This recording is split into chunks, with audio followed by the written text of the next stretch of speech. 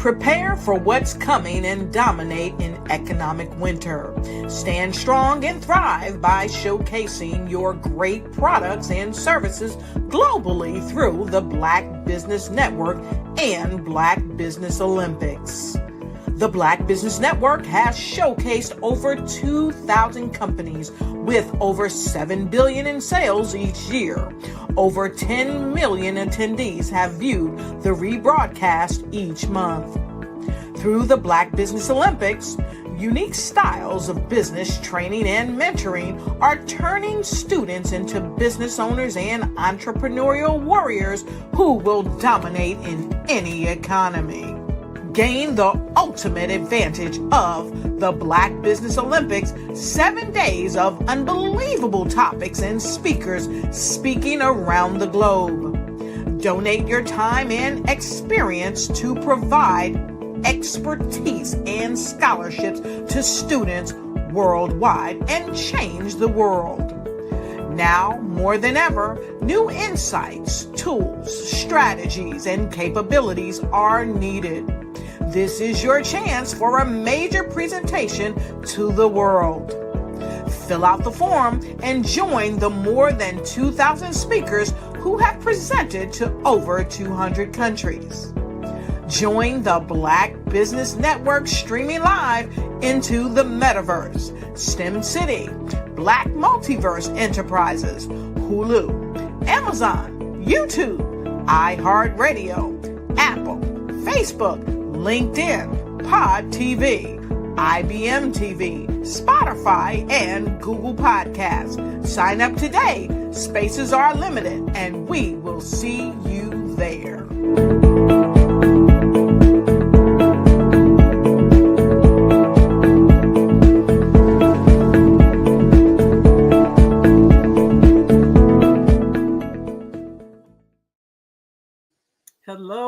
Hello, everybody. Welcome to the Mary D Show. Can you believe it's been a week?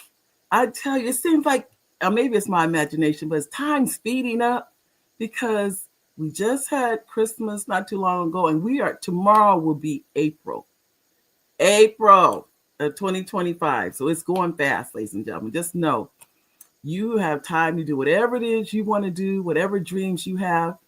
Take advantage of the time now. There's no time like the present to do it now. I'd like to thank you first to our executive producer, my husband, Oliver. Hi, babe. As you guys know, he's in the background. I'd like to thank you to our live viewers. Thank you to our replay viewers. Thank you to each and every one. And thank you for those of you that share the show. Oh, I can't thank you enough. I had people that'll send me messages. I saw the show because my cousin sent it to me, that kind of thing. It makes a difference. So I do appreciate each and every one of you. I'd like to thank you, our sponsors for today's show, First Book Academy, Front Page Publishing, and then also our sponsor who's been here since day one is the Idea Club. Those of you that have ideas, or you're looking to have a 501c3, or those of you who are looking for an S Corp or C Corp, you want to go to the Idea Club.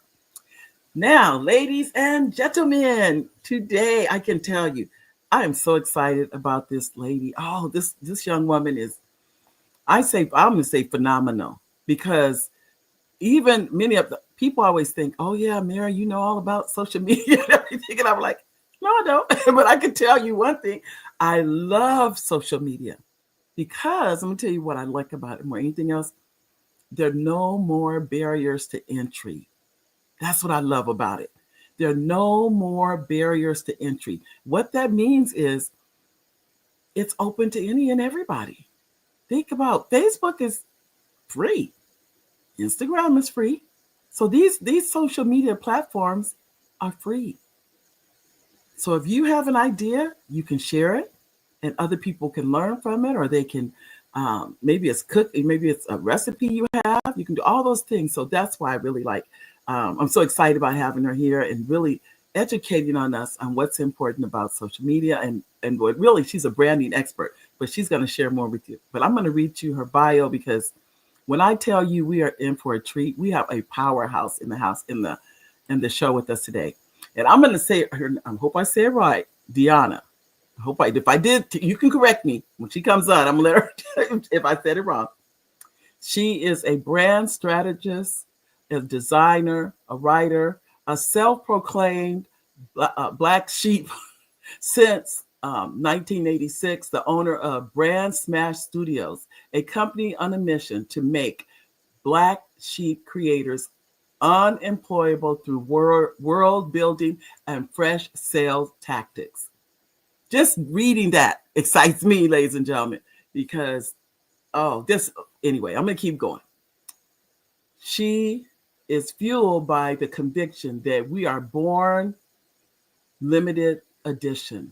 We already have everything needed to launch our life's work, get paid handsomely for it, and build spaces not yet created where the original creator can inspire us. I'm going to read that again. Think about the power of these words. She is fueled by the conviction that we are born limited edition. We already have everything needed to launch our life's work, get paid handsomely for it, and build spaces not yet created where the original creator can inspire us. I love that. I love that. With over 15 years of branding and marketing experience. Here we go. Deonna, I hope I'm saying her name correctly, has worked with hundreds, of small businesses, nonprofits, corporations, helping them to lean into what makes them one of a kind in order to create high converting campaigns to the tune of 5 and 6 figures that people care deeply about and fall in love with. She's also taking her expertise to the stage, speaking at conferences and leading workshops, and leave attendees fired up and ready to smash boring brand for good. And I'm with you. We have already had this conversation. But anyway, Deonna, I'm moving up here, insists that the death of meaningful connection and experiences, that delight is boring branding and has waged war against it. Rightfully so, she pours all of her love into sharing inspiration, strategy for creating riveting and irresistible branding that sells itself. Ladies and gentlemen, I'd like to welcome to the show, and I'm so honored for her to be here, Deonna Lindsay Lewis. Are you there, Deonna? Yes, I am. Hello. Thank you. You totally got my name right. I did. I didn't. You did get my name. Oh, good. I was worried. No. Well, I want to tell you, when I'm reading your words, they resonate. They resonate with me. It's because you're my people, Mary. So that's why there's this vibration going on. Or there's a vibration because you're my people. Wow, because I'm reading it. Are you not a black sheep creator? Yes, absolutely. That's why I'm so excited to spend this time with you. Oh, and I think people, they have no idea. I have behind the scenes, because honestly, we make it look easy. Let me just be honest. To look at everything, it looks like, oh, she just jumps up and it just happens. But you already know there's a method to the madness behind the scenes. Before I even say anything, let's say something to our audience. Nanette, hi Nanette, and Mary, hi Mary, and Nikki, hi Nikki. I want to make sure let me put your name. There we go. Hello. And Mary, this is my cousin, Mary. That's one of my first cousins. Hi, Mary. We're both named after our great-grandmother. Oh, that's awesome. And she's in Mississippi, so I love it when she comes on. And Nikki says, she said, woo! Shout out to all the black sheep of the world. Come on, Nikki Curry. Thank you. Just know, ladies and gentlemen, like I said, I had to read it again. That's just how much it was just like, So I'd like for you, tell us about you. Yeah, so I am completely in love with branding first. So I've been, as you read from my bio, just working with small businesses, larger corporations, nonprofits for over 15 years, specifically in the branding, marketing, and design space. But this is what I eat, breathe, and sleep. I love branding and great messaging. So. Wow. I tell you. And I'll be the first to admit I struggle with it because I think, truthfully, I don't think I knew what it was. Yes, that is fair. A lot of people don't know what branding necessarily is. But put quite simply, though, my favorite definition of branding is just to create an irrational desire. Right. So Wow. branding creates an irrational desire. It's that thing that makes you want something and you gotta have it, and then you justify with logic later. Right. So it's all the intangible things that make you want something that just resonates with you, right? And the thing about like what you said in my bio about being limited edition, it's my thing because I feel like so often all of us are out here trying to figure out how to be different. Everyone's like differentiate, and so we're looking everywhere outside of ourselves for how to differentiate when you were already born one of a kind, a masterpiece, completely differentiated. No one has your fingerprint, no one has your DNA. Everything about you is already brilliant. So why not build from that, right? Well, I'll tell you, I don't think I shared this with you, how the first time I hit the go live, it took me 45 minutes to hit it because I literally was like shaking because I was afraid that people would say something bad. I was afraid the fear of it was worse than any reality. Let me just say that. So when you talk about brand, that and a gentleman came on, wasn't that show, but not too further down the road, let's a few more shows. And he said, "What are you selling?"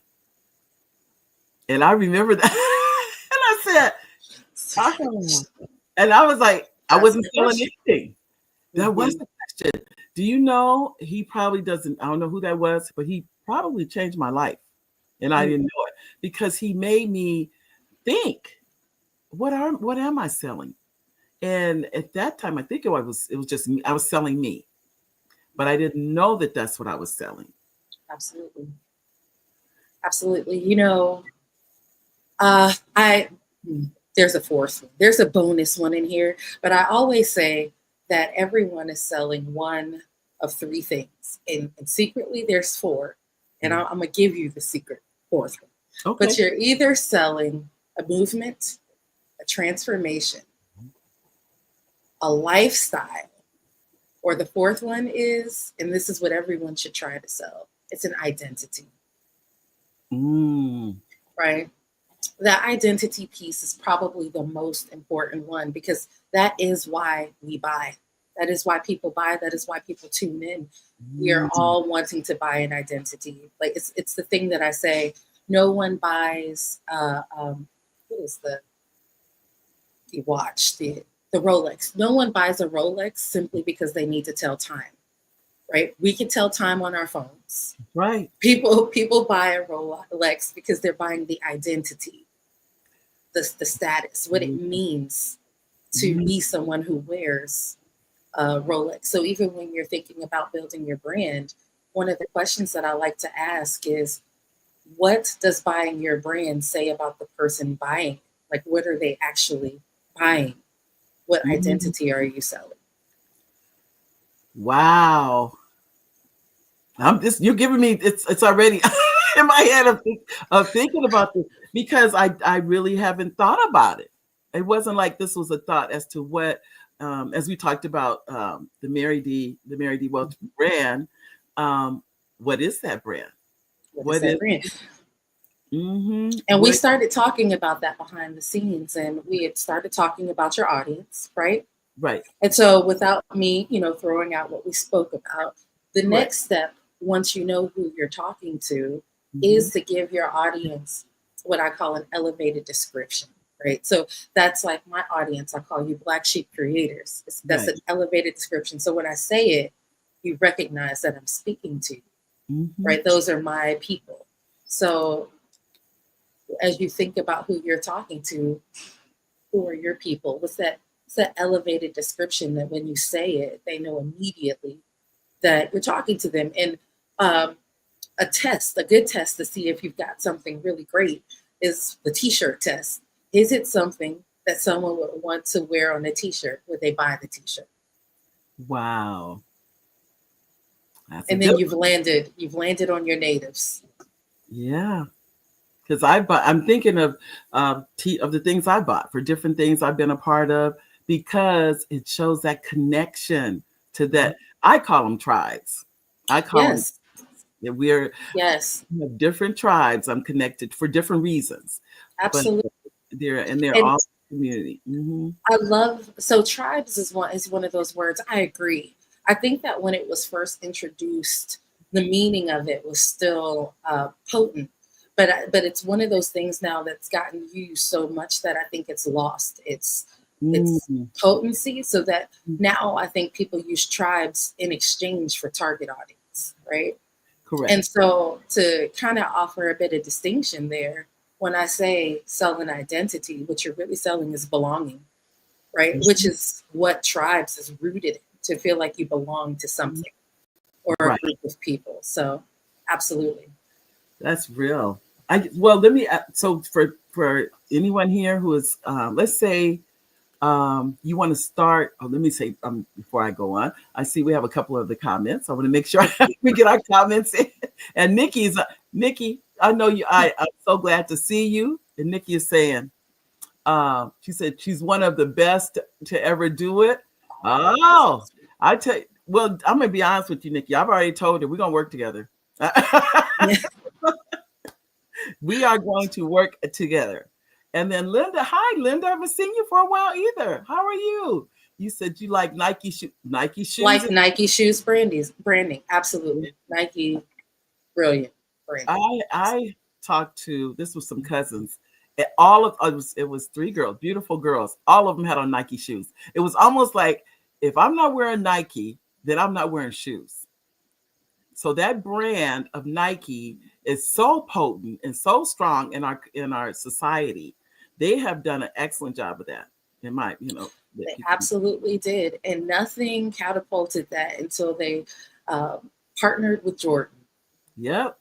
And look what his mother did. She didn't just let them take advantage of him. No. When I saw the movie, I was so impressed with that lady, because he's set for generations to come because of her. And you said you totally agree. You said boom. Did I get your boom? I tell you. So ladies and gentlemen, you probably can name some brands. I was just I don't know, it was yesterday. I was driving down the freeway when I saw FedEx. And I remember when FedEx was Federal Express. It was the whole word.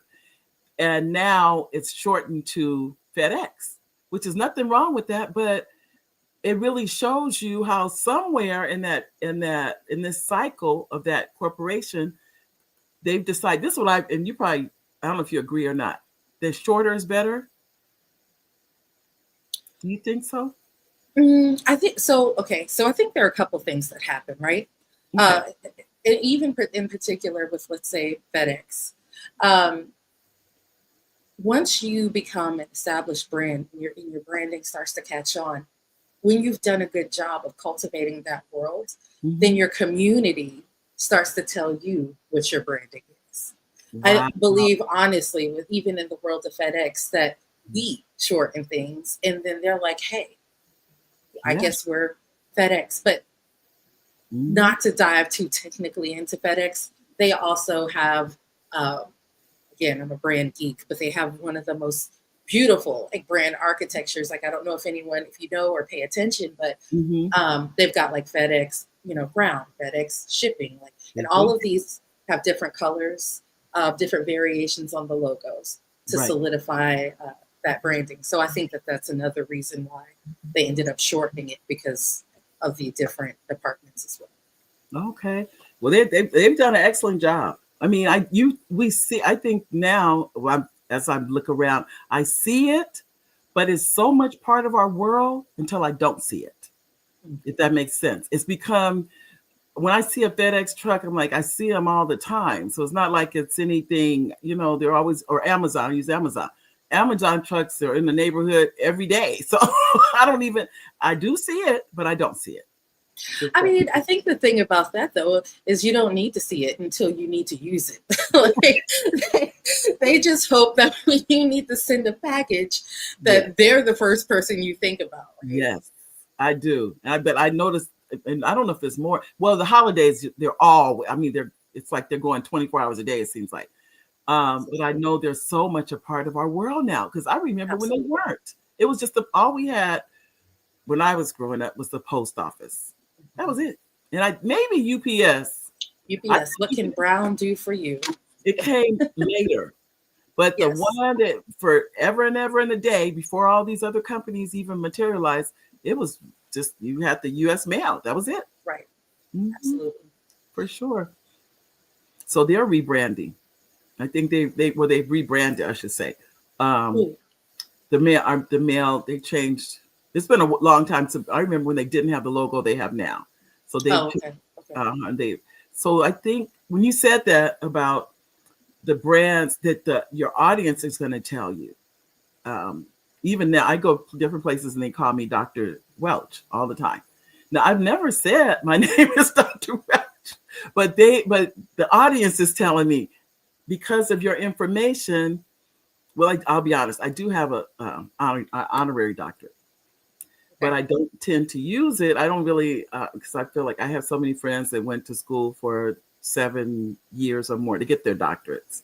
And so, but then I've been told by other people, they're like, you didn't just get that doctorate. You earned that doctorate.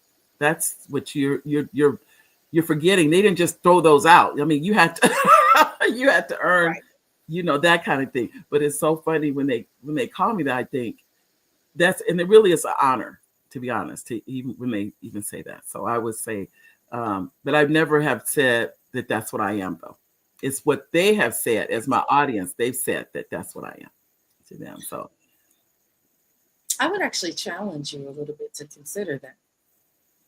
I mean, interestingly enough, like I've just gotten the pleasure to really meet you in person now, right? But I can tell you, so Dr. Welsh, I'm like, okay, it could work. But Mary D, like you're just so warm and vibrant, and the energy that comes from you, you feel like Mary D.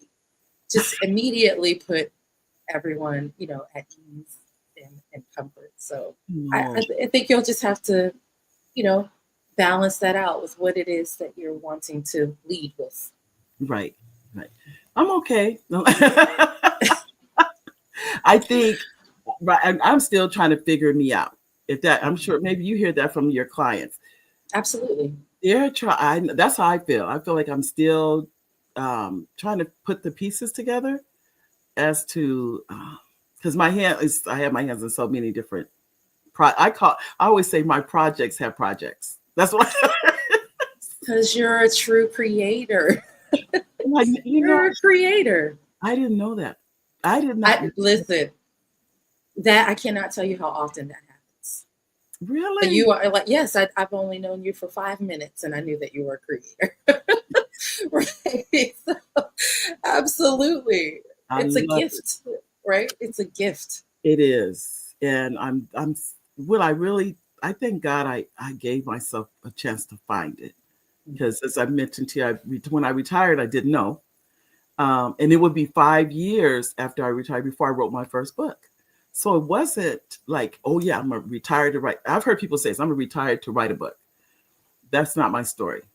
Not at all. So yeah, it's a gift. I think that, so again, creators are my people, right? So one of the things that I think that we find ourselves challenged with is that we are multifaceted. We're multi-passionate. Lots of things light us up. We do not want to put ourselves into a box, right? So then how do you build a brand around that without feeling like you're all over the place and that none of it makes sense? And so one of the simplest ways to do that is to consider your purpose. And if you give me a second, I'll dive into that a little more, because I also know that purpose is one of those things that we throw out there a lot. And a lot of people are like, well, how do I find my purpose? And one of the things that I always like to say is that your purpose, whenever you say it, if it sounds generic, if it sounds hijackable, you're like, my purpose is to help people. Well, if the person next to you can say, oh, me too, then there's a little more opportunity to dive a little deeper into what your purpose truly is. But the way that you connect all of those passions is to bring it underneath of the umbrella that is your purpose, and it becomes your core message, right? So I'm on a mission to help Black sheep creators become unemployable. And let me give you an example of what that looks like. So that could look like through branding. It could look like design, right? Most people don't know this about me, but my original degree is actually in interior architecture. So whether I choose to, go into that bucket, but it all makes sense under the singular idea or purpose. And so one of the ways that you can start to dig into, well, what is my purpose? Outside of just praying and waiting for God to tell you, which, hey, believe in, I'm not against. But one of the activities that I like to do is to have you think back through your life and start to make a list. Start to make a list of things that you enjoy doing, the things that you would do if no one paid you to do it, but you would still do it, right? A list of causes that are close to your heart, things that you care about. A list of, I don't know, I've actually have 10 different lists that I have you make, but essentially, right, it doesn't really matter how many lists you come up with. What I want you to do is see how varied the things feel on the list. They feel like they don't go together. And then what you do is look for the common thread. You're like, no matter whether I am painting, whether I'm cooking, whether I'm, designing a space, the one thing that is always true, the one thing that never changes and that is always true, it might be something like, I need to make spaces more beautiful than they were before I stepped into them. Whether I'm cooking, whether I'm painting, and maybe that's the common thread. I call it the common thread. Right. And so then that becomes the basis of your purpose. It's the thing that stays true no matter what it is you're doing. All your passions, all your activities, they could change, but there's one thing that is always true. And when you land on that, then you can make all these other buckets, all these other things that you want to do make sense under a singular message. I'm sitting up here, when I tell you, I feel like I'm vibrating. Because you're just literally speaking to me. Definitely speaking. And I'm sure other audience members too. Because as I said, you don't know what you don't know. You don't know. And I know there's other creatives here. I'm looking at, here's and our executive producer. He's here too. Oh, first she said she agreed. And then she said she loves it. And then executive producer Oliver says, hi, Deonna. Welcome to the show. We thank you for sharing your wealth of knowledge and experience on the subject of today's show. Thank you, Oliver. And Linda says, what is the main thing about direct marketing and indirect marketing? Is it cost? So traditionally, when you think about direct marketing, in the traditional sense, that is going to be like mailers, right? Like you're sending out direct mail, mailers, things of that nature.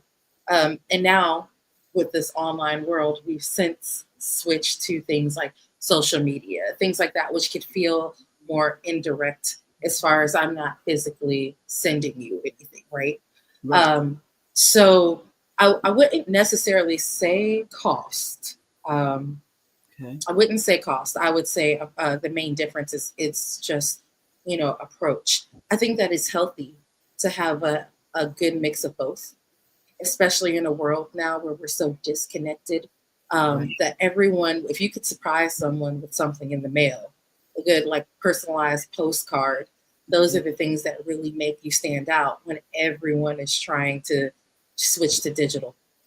Yeah. So I think I know when I hear my grandkids, they told me I send them cards for Valentine's, Christmas, whatever, and they love it because they're like, Nana, we don't get mail, and they're still minors, they're teenagers now, but they even said, because what does everybody do? They email, they text, they're so everything's electronic. So when they get something in the mail, they get excited about, which when I was growing up, that was an everyday thing. It is not an everyday thing anymore.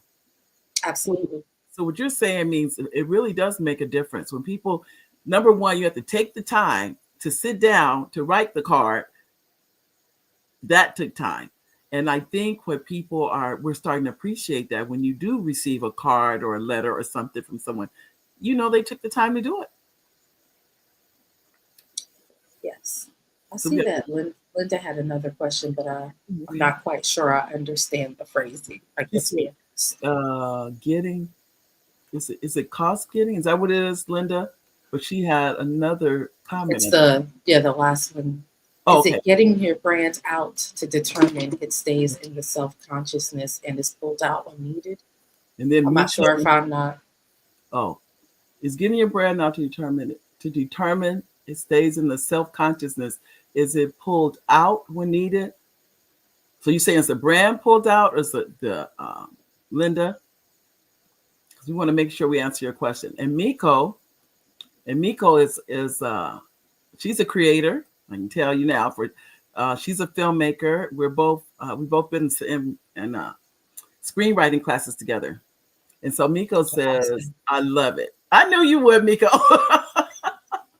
You said, because we are all multi-talented. It's just difficult trying to figure out which talent to highlight. Miko, that's why I'm sitting here now. And I shared before the show another idea.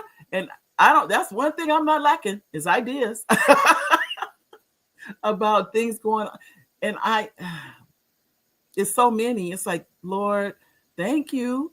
I just pray I live long enough to develop them. Absolutely. That's really what I think more than anything else. But as I would tell. So Linda, we want to be clear on what your comment is. And Miko, thank you for your comment. Thank you. Yes, Miko. So like one of the shifts that I've had with over the last couple of years in how we think about branding, I've approached branding now from a world building perspective, right? Mm-hmm. And Miko will be able to appreciate this as a screenwriter, because when I say world building, I mean it in the traditional sense. So when you're creating a story, in your case, Mary D, or when you're creating a screenplay, we're world building. We're thinking about character development. We're thinking about the terrain, the atmosphere, so when you're thinking about your world or your brand, it too has all of those components that you should consider constructing so that we give people a place to belong, right? As opposed to just giving people something to buy, right? Mm-hmm. And so that's the real opportunity there. So when you're thinking about what talent to highlight, I would like you to instead consider that you're now the owner of your very own planet. You own the whole thing. Okay. What do you call it? What is your planet called? Right? It is likely going to be the name of your business. But then even so, once you do that, like who are the natives? Who do you want to come move in to your planet? And then when you think about the different neighborhoods, the different stores, the bars that you hang out. This is social media, by the way. This is where we converse, where we hang out. Does your bar feel more like a speakeasy? Does it feel more like church where you congregate? And so then that becomes the feeling for your social media and how you show up there as well, right? And so maybe there's an art gallery street, and then maybe there is something else over here that you're interested in your world. But that's how you cultivate it. And then each of those things has its own platform. Right. And you can direct your people accordingly. I love it. So you really are, well, what I call when we're writing demigods. Oh, I love that. you're a little god of this, like you said, of this world. Yes, you create, absolutely. you get to name it, you get to create it, you get to, what color is it? What Yes, does it have? Lakes, streams, rivers? Maybe it yes. What is the doesn't. terrain? Maybe it doesn't. What does the energy feel like? Is it, like my world? I know it feels like, just a creative electricity that pulses through, right? So it's like, what is the what is the energy of the world feel like? What makes people want to take up residence and stay?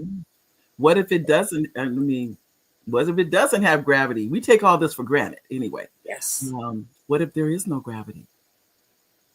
It's interesting because so when I think about gravity, though, because I talk about how every world needs gravity, but gravity for me is actually composed of your mythology, that creation story, and some of the mythology or lore set within your world. It's also going to be your rituals, right, and then language.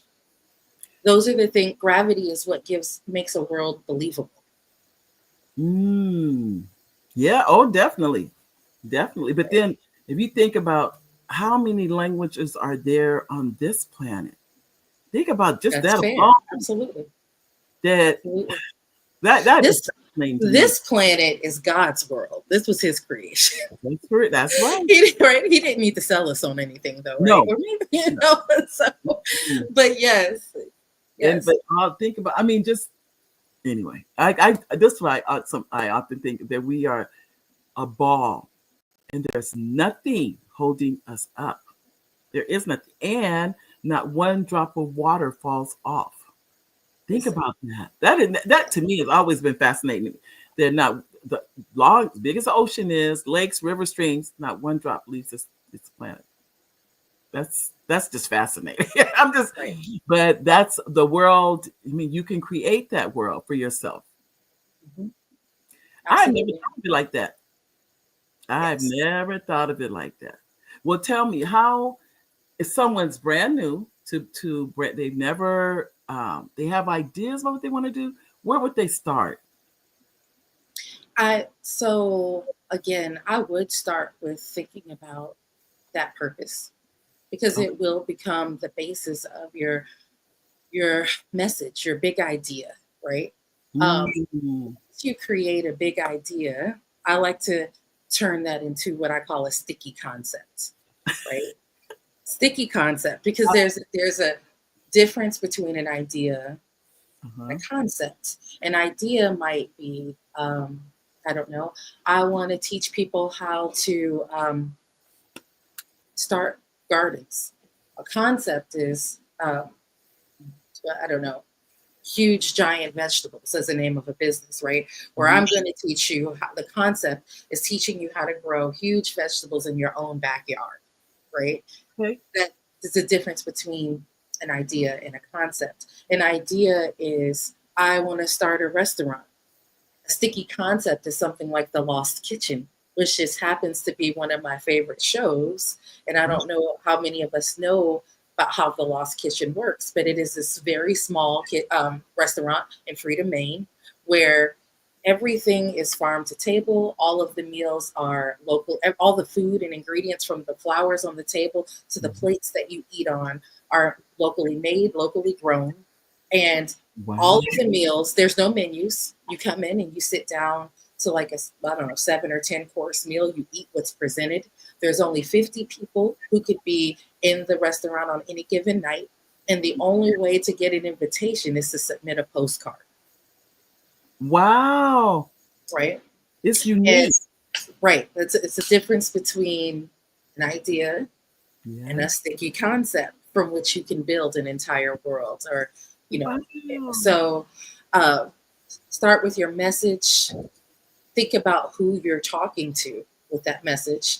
And again, for me, who you're talking to, who your natives are, they are you. They're either who you are right now, or they are who you were, who you used to be 10 years ago. Wow. And you're just a few steps ahead of that person, helping them to get to where you are now, right? And in all the years that I've done this, Mm-hmm. And I have talked to my clients, well, who are your ideal clients or who is your target market? I don't care who they said. My next question would always be, is that person unlike you? And I've never had anyone say no. They're always like, well, yeah, right? And it's interesting because if we just start with ourselves, we know how to talk to us. Like we know what we want. We Right. know what we're afraid of. So we could speak to those things and it makes it so much easier. It does. Right. It So, does. yeah. So it starts with the concept. And then, from the concept, you start to think about your values. And I know that that might sound backwards, but to some, but I believe that's the correct order. Because I think that sometimes when we're told to start with our values, we just pluck them out of the air as if someone's set a sheet of values ahead of us, in front of us, and we're just checking some off. Right. As opposed to being free to dream about whatever it is that you would create. And then from that creation, pluck your values from it. Right. And I'll use this as an example, going back to the example of the lost kitchen. Well, I just explained that concept to you. So, pen to paper, tangible, touching things, intimacy is a value of that brand, obviously, right? Curation, curated experiences, that's a value of that brand. So a lot of times it's helpful for us to dream of what we would most want to create first and then extract the values from there. Wow. Now I want to make sure I heard you. You have to send a postcard to them to get a reservation? You do. And then every April they go through all the postcards and get this. They choose all of the people. So what have they done? They've booked themselves out for the entire year. Don't have to mark it again. Wow. All they have to do is just show up and make what they want every night and not worry about whether or not they'll make their money. I love it. I've never heard of it. I never heard of it. I Netflix. I believe it's on Netflix. So it's on the Magnolia channel. It is. So that's Discovery. That's Discovery app. Magnolia channel, The Lost Kitchen. Wow. But then look at the uniqueness of it and how special you feel just to get in. Absolutely. It's like, wow. And who's not going to, make sure they get that reservation they're not going to miss it because they know they may not get another one. Get another one. Exactly. Wow. Exactly. But that tells you how, and all they have done is what you said in your introduction, that, that they are the black sheep, and that it's already in us. It is already there. You don't have to go looking for it. You don't have to search for it. You don't have to. No, our individual experiences, every book that you've read, the way that you style yourself, like your years of just trials, like all the trials you've gone through that you can now speak to. Everything that you've gone through in your life has made you uniquely positioned to speak to your people. Wow. I'm just thinking of so many things. Just my mind is just racing. Right? We want to say hi to our audience again and make sure we get their comments. Miko says, she goes, "Hey Mary, I know you have." She knows I have. They know I have. If I don't have anything else, I have ideas. I think for me, my thing is just taking the time, focusing, taking the time. That's what I struggle with. Ideas themselves, not a struggle, but taking the time to see those ideas through, yes, be a struggle. That's what I would. Me too. I think that is the struggle of creators, because one thing that I do though that really helps me with that. Mm-hmm. I keep with me, like literally right beside me, I've got like 2 of them, but I always have an idea notebook. Yeah. So every time I get an idea, I write it down, because somewhere along the way, I understood that every idea given to me isn't for me. So sometimes when I run into someone that I think it's better suited for, I'm like, oh, this is why God gave me this idea. It's clearly yours. Right. Oh. And so then it helps me to also hone in on which things are mine and which things belong to someone else. Right. Well, we're going to go back to our audience again, because we have William, and William has a comment, and William is saying, I don't have a. You don't have a question. I just want to say how proud we're Oh, that's my uncle. Awesome. William, and we're proud of her too, and proud and impressed. I can tell you. Oh, thank you. Thank you for chiming in. I appreciate that. And Miko says, "Okay, so let's start updating Miko's world. Let's go, Miko. Come on, Miko." And she's a filmmaker. She's filmed. She has a documentary film. She has a short film. I'm so proud of Miko. I'm just so proud. Awesome. So we are, like you said, creating our worlds. And Linda, I'm sorry, Linda, what did you say? You said, is it best? I don't know, Linda. We need to catch up. I think we have to catch up with your comments, Linda. We're getting there. And we have another guest on our show here. Linda says, thank you for the right approach in both direct and indirect marketing. Yes, okay. Absolutely. Thank you, Linda. And then we have Antonio. Hi, Antonio. I haven't seen you. I didn't see you today. I wasn't sure if you'd make it. Antonio is a super fan. That's what I called you. Hello, Antonio. And Linda is too, really. I mean, Linda, these are fans who are here almost every show. And I really like to make sure I acknowledge that. And Nanette is a super fan too. So Nanette. Antonio has the coolest last name I've ever seen. I know. Just a little jealous. Antonio, he is. You said, what do you say, Antonio? Hi, Mary. He says hello. I know, Antonio. And then I'm going to bring to the stage. And Nikki, you said that is so cool. Nikki's going to be on the show too in a couple of weeks. That's going to be awesome. And Antonio, you said, let me see. I'm back. You just got done doing a Zoom meeting with the Sister Tasha Nicole King. And I would love to connect with you, Sister Lindsay. I'm going to tell Sister Lindsay that I'm an artist and an author, and he is. Also a creator. And Mary D, you're filled with all of my people. I'll tell you, I'm at the beginning, I said, attracting your people. I didn't know I was a creative. That is so interesting that I never knew that. I promise you that you're not alone. One of the best things that I ever did, like one of the greatest gifts I ever gave myself, was to actually try on the title. Because having gone through art school, been an artist my entire life, also a singer-songwriter, wow. Like opera singing, all the things. Would you believe that just 10 years ago, I never considered myself a creative? I believe it. Even with a fine arts degree. Right. But we take it for granted, I think. We don't recognize I shouldn't say for granted, because what it is who you are. That's why it does. And now this is what I tell people, because people, as I mentioned before the show, I was telling you about the books I've written. If anyone else told me they did what I do, I would be like, it would be phenomenal to me. Now, what's interesting, why is it not phenomenal? Because I do it. Think about that. So within the course that I have, the very first section is finding your limited edition ingredients, right? So part of that digs into what makes you special, what makes you limited edition.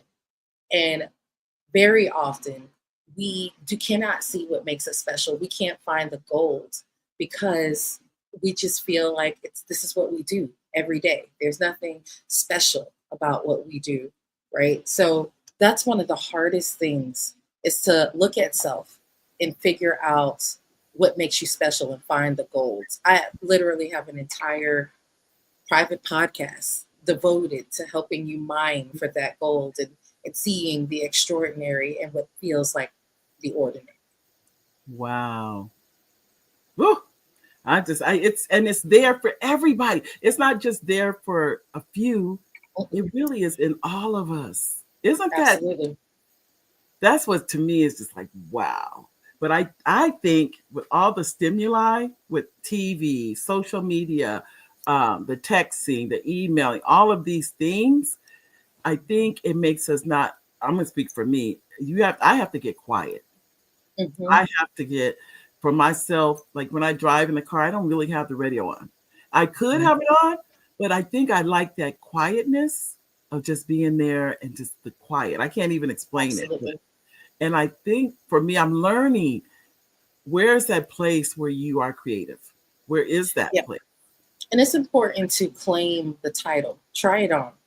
Because once you start believing that you are, you'll start to care for yourself in a way that creative should be nurtured. So that silence is a crucial part to caring for your creative energy, whether that is a silent car ride, whether that's getting out into nature, sitting quietly by a lake or by a river, grounding yourself barefoot outside. Like just that connection with nature is so important for a Right. creator.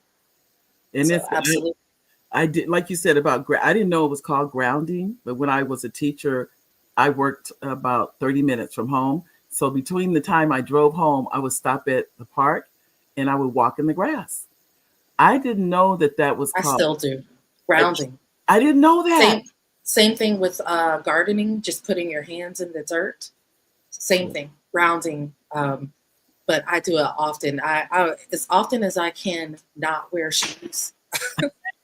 I totally do. Is it the feel on our feet or the tactile? Is that what It's that just connection again to nature. Just just be like to the earth, to the dirt, right? Right. It's just and so it does have lots of like from it's great for anyone with anxiety or any sort of trauma. It is just naturally calming to the body, but also helps to like reset our parasympathetic system, right? Which is crucial Right. for creatives. Wow. Again, overstimulation, and you gotta detox from some of that so that you could hear yourself speak again. Because I mean, again, we are our own wells of creativity. We've got to be able to tap into that. Well, I cannot tell you how much I needed all this. And I'm going to go. We have a special guest that's with us, and this is Dr. Kelly. Dr. Kelly. How are you? I'm great. I'm never coming back to your show. I try to come and be in the background and check things out. You are. Everything is going, and it is just great. I see you have one of my favorite people here, which is Mary D. Welch. I got you. You did. I'm not mad at that. Well, I thank you for being here because I know you're a busy, busy man. And when you stop by, I've got to bring you to the stage. I cannot let you stay in the background, sir. Well, I just want to say that, I'm working and I have you on my feed. So on Mondays, I make it a point. If I can break away just for a second, I want to get me some Mary D. Welch show. I just got to get a little bit in because I know you be bringing the fire. And then, of course, you're having this young lady here. She's always, when you talk about the black sheep, we have something in common because I was always the black sheep. I know it seems like when I got the shirt and tie on and all that good stuff, it looks like I know what I'm doing. But when I was growing up, it was always, who is this Eric Kelly III guy? Who is he? What is he doing? Why is he doing that? And I would always say, I'm just doing me because there's no such thing as a do-over. All right. Awesome. And of course, this is just a commercial break. I want to make sure that I get in, get out. And Mary, we made sure that we put your commercial in. So when you get an opportunity to get out of here, you can play your commercial along with the Black Business Olympics commercials, of course. And again, keep doing the work. Being consistent and executing and believing in yourself is three of the most powerful pieces of advice that I can give you. And I know you didn't ask for my advice, but I want to leave both of you ladies on it. Believe in yourself, be consistent, but also to execute whatever it is that you want to do, because nobody's going to hold your hand. Nobody's going to tell your story. And most importantly, what you're looking for is looking for you. And to Nikki Carey, who's coming up next, I tell you, you really going to have a powerhouse. And for those out there who haven't had the Nikki Carey media experience, you're in for a grand treat. Absolutely. Oh, well, I can tell you, she uplifts you, both of you, king and queen. I can tell you right now, Nikki is, I have yet to meet her. We've talked on the phone, but I can already tell this is going to be a connection that like no, just as I've met the two of you, I know they are God connections. And I thank you for that. Oh, that's awesome. They really are. Yes. So just know that it means a lot to me. It really does. I am not going to hog my sister's last 5 minutes and let's not say on my show.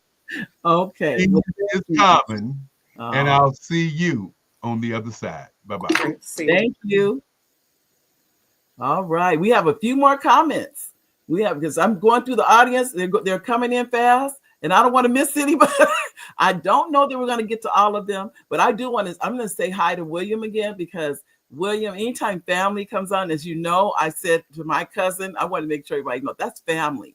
This is my first cousin that came on out of her day and said, you know what, I want to just support you. So it means a lot. So William, thank you for being here. And we have Miko said, okay. Let me start updating Miko's world. We have that. Thank you, Miko. And then we have Linda. He said, is it best? We didn't know what that meant, but we'll keep going. Thank you for the right approach to both direct and indirect marketing. Antonio. Hi, Mary and Sister Lindsay. Nikki, this is so cool. We can't wait. You're going to be here too now, Nikki. Your day is coming now. Antonio. Okay, did we get your comment? Okay, we did. I went back. Okay, sorry. Antonio, you said hi, Sister Miko. Hi, Oliver. Do you get that, Oliver? They didn't forget about you. Hi, Sister Nanette. Thank you, Antonio. Antonio, you're getting everybody. What is the best approach to marketing, branding, and should we consider repeating the narrative to land it on the self-consciousness to create a note there if product or service is needed, or mindful? That was a question, Linda. Should we keep repeating the narrative to land it? Mm-hmm. I guess to land it in the self-consciousness. Mm-hmm. I think she's saying, do we need to repeat that, or do we need to? Yes. So just with me kind of taking a stab at what I think you're asking, once you do get that messaging down, there's nothing more important than that core messaging. When you get your messaging right, then your marketing and your design don't have to work so hard. So when you get that messaging, yes, you build it into your elevator pitch. You create shortened versions of it that you put in your bios on social media. You take that core message and you spin it into an evocative headline that is the first thing you see when someone lands on your website. It becomes the foundation of all of your copy. And it should also be communicated in the logo. Like we need to feel this through every touch point. And so, yes, repeat it to yourself so that it gets into your body and you can live and breathe it. But then it should also make it into all the outward expressions too, from your bio as well. Everything that you write, everything that you touch should be inspired by that original message. All right. I'm going to have to put the comments up, but ladies and gentlemen, there's so many comments, and I do apologize because we're down to 2 minutes. And if this is what I'm going to do, I'll put them up and I'll just let you read them and go to the next comment. Not that I don't want to read each one, because I do, but I don't want the system to cut us off. And it has happened, unfortunately, where it just click, and that's the end of the show. But before we do, I want to thank you so much for coming on today. When I tell you, you definitely spoke to my heart, you spoke to my spirit, every single thing, and we will be working together. So I look forward to it. Absolutely. Thank you for having me. This was fun. Like I love when I get surprised and run into my people and we could just talk and it was great conversation. The energy of your audience. I thank you all so much for having me here. It was so much fun. You're welcome. Please come back. Oh, yes, absolutely. All right. So ladies and gentlemen, we are down to the last 1 minute, but I just want, as you know, I'm clicking it there so you can all read the comments. They're still coming in, which is a blessing. I cannot tell you what you're showing me too. You like it when I text right before the show. That text went out like 20 minutes before the show went live. So that's very close to Showtime. But what I see is that you like that. And so I'm going to kind of keep that up, which because you're showing me that works. And it really is just a kind nudge, a reminder. But I want to thank each and every one of you for coming to the show. You are definitely appreciated. You are loved. I will see you in a week. If you're not already on the email list, you could use the number that was there. Call and leave your name and number, your name and email, and I'll add you to the email list. Thank you, thank you, thank you. God bless each and every one of you, and I'll see you in a week. Bye, everybody.